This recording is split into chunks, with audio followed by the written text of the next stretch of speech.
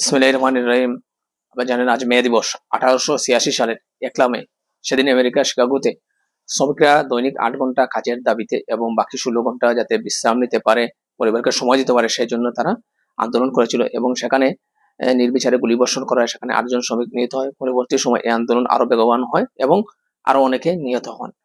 পরবর্তী সময় থেকে শ্রমিকদের যে দাবি, ন্যায্য দাবি, সেই দাবিটা পূরণ করা হয় এবং 1 মে থেকে বিশ্ব শ্রমিক দিবস হিসেবে পালন করা হয়ে থাকে।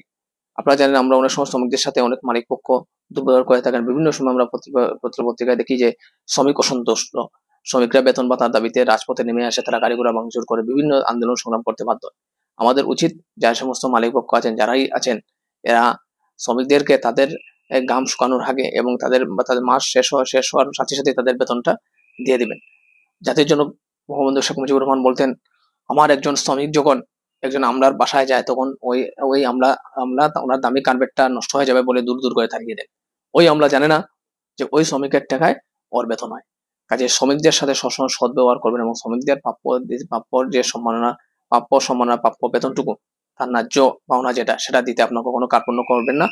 আজকের এই দিনে মে দিবসে সকল শ্রমজীবী ভাই বোনদের প্রতি রইল শুভেচ্ছা এবং জয় হোক মেহনতি মানুষের। ধন্যবাদ সবাইকে।